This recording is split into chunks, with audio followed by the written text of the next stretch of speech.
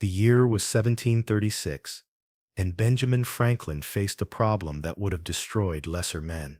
In the Pennsylvania Assembly, one legislator had made it his personal mission to humiliate Franklin at every turn.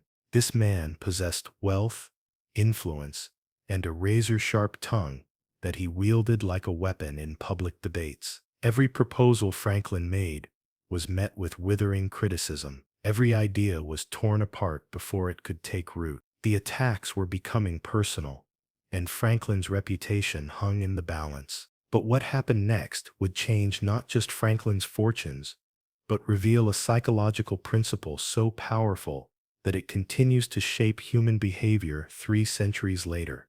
Instead of fighting back, Franklin did something that seemed completely insane. He asked his enemy for a favor. Franklin had heard that his antagonist owned a rare and valuable book, so he wrote a polite note, explaining that he had heard about this particular volume and would be honored if he could borrow it for a few days. He assured the man that he would handle it with the utmost care and return it promptly. Then he waited. The response surprised everyone, including Franklin himself. Not only did the legislator agree to lend the book, but his tone in the reply was warmer than it had been in months. When Franklin returned the book a week later with a gracious thank you note, something extraordinary began to happen. The man who had been his fiercest critic started speaking to him with civility. The public attacks softened. Within months, they had become allies. What Franklin had stumbled upon was a fundamental quirk of human psychology that most people still don't understand today. When someone does you a favor, their brain creates an internal conflict. They think, why would I help someone I dislike? The mind resolves this dissonance by changing the opinion. I must help him because I actually like him more than I thought. Franklin didn't just use this technique once. He systematized it. Throughout his career as a diplomat, inventor, and statesman, he turned potential enemies into supporters by making them feel valued and important. When he needed to negotiate with the French during the Revolutionary War, he didn't arrive with demands or threats. Instead, he asked for their wisdom. He requested their advice on matters where they had expertise. He made them feel like partners rather than adversaries. The brilliance of Franklin's approach wasn't just in the asking. It was in understanding what the favor represented. He never asked for money or significant resources. He always requested something that showcased the other person's knowledge, taste, or expertise. The book Borrowing worked because it acknowledged his enemy's sophisticated literary collection. When he asked French ministers for advice on diplomatic protocols, he was recognizing their experience and wisdom. This principle works because it reverses the normal power dynamic. Instead of trying to prove you're worthy of someone's respect, you demonstrate that you already respect them. Instead of fighting for position, you elevate the other person first. The human ego, which creates so much conflict, suddenly becomes your ally instead of your obstacle. Modern psychology has confirmed what Franklin intuited centuries ago. The Benjamin Franklin effect shows that people develop positive feelings toward those they've helped, not just those who have helped them. When we do someone a favor, we subconsciously justify our actions by deciding we must like that person. It's our mind's way of maintaining consistency between our actions and our beliefs. But Franklin's genius went deeper than just understanding this psychological mechanism. He recognized that most people approach conflict backwards. They try to change minds through argument and persuasion, not realizing that these methods often trigger defensive responses. When someone feels attacked or criticized, their first instinct is to protect their ego, not to consider new information objectively. Franklin learned this lesson early in his career as a printer. He noticed that when he directly contradicted customers or colleagues, they would become rigid in their positions. But when he approached disagreements with phrases like, "I could be wrong, but it seems to me," or "perhaps you might consider," people became more open to his ideas. He was giving them space to change their minds without losing face. The transformation of his legislative enemy became a template for Franklin's approach to human relations throughout his life. During his time as ambassador to France, he faced skeptical aristocrats who viewed Americans as crude colonials. Instead of defending American culture, Franklin embraced their perception and asked them to educate him about European sophistication. He requested introductions to their favorite artists, asked for recommendations on literature, and sought their advice on diplomatic etiquette.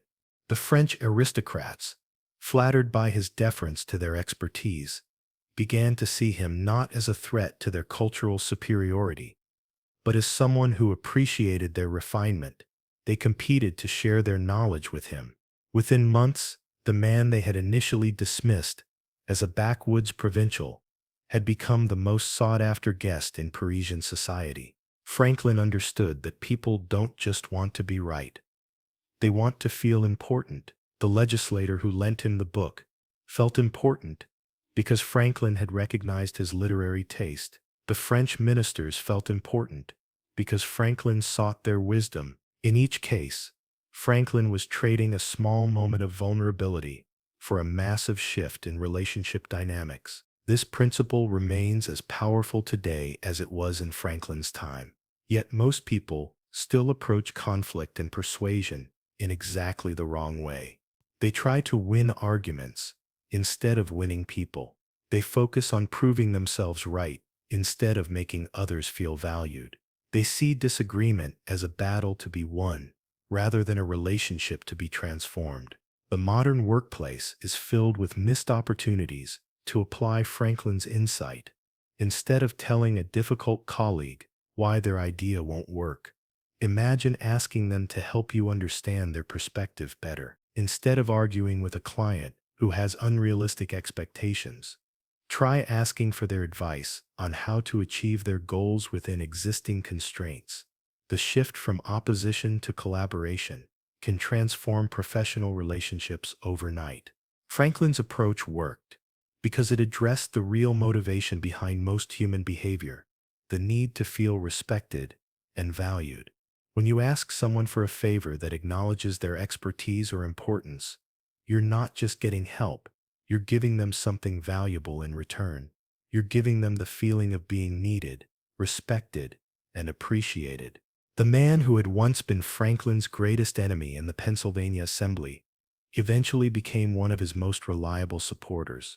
Years later, Franklin would write that this experience taught him that small acts of respect and deference could accomplish more than grand gestures of friendship or elaborate attempts at persuasion. Franklin's formula for turning enemies into allies wasn't just a diplomatic trick. It was a fundamental insight into human nature. People change their minds more readily when they don't feel forced to do so. They become more cooperative when they feel valued rather than defeated. And they develop loyalty toward those who make them feel important, even in small ways. The next time you face someone who seems determined to oppose you, remember Franklin's lesson. Don't ask yourself how to defeat them. Ask yourself how to make them feel valued. Find something you can genuinely request from them that acknowledges their knowledge, skills, or expertise. Give them the opportunity to help you, and watch as their opposition transforms into alliance. The ripple effects of Franklin's discovery extended beyond personal relationships. As his diplomatic successes spread, other American leaders adopted similar approaches. Thomas Jefferson, serving as ambassador after Franklin, credited much success to Franklin's methods. The principle of elevating others became cornerstone diplomatic strategy. The most remarkable aspect was how Franklin's approach revealed the deep human need for recognition driving behavior. The legislator sharing his book wasn't lending a possession. He was sharing his identity. His collection represented intellectual sophistication, cultural refinement, social status. When Franklin acknowledged its value, he acknowledged the man himself. This explains why Franklin's method works across cultures and centuries. Whether 18th century Pennsylvania or 21st century boardrooms, people respond to being valued for unique contributions. When Franklin borrowed books, he communicated, "I recognize your knowledge." Modern psychology validates Franklin's understanding. Studies show people performing small favors experience cognitive dissonance, discomfort when actions don't align with beliefs. Brains resolve this by adjusting attitudes to match actions. If I'm helping someone, I must like them more than I thought. Franklin's formula's beauty lies in sustainability. Unlike manipulation creating resentment, this builds genuine goodwill. People granting favors feel good about helping. They experience satisfaction being useful, generous. This becomes associated with you, creating cooperation foundations. Franklin's enemy transformation became a master class. By relationship's end, his former attacker privately sought Franklin's advice. The shift from antagonist to confidant happened through demonstrating appreciation. 3 centuries later, Franklin's wisdom remains deeply relevant. The path to changing minds runs through winning respect.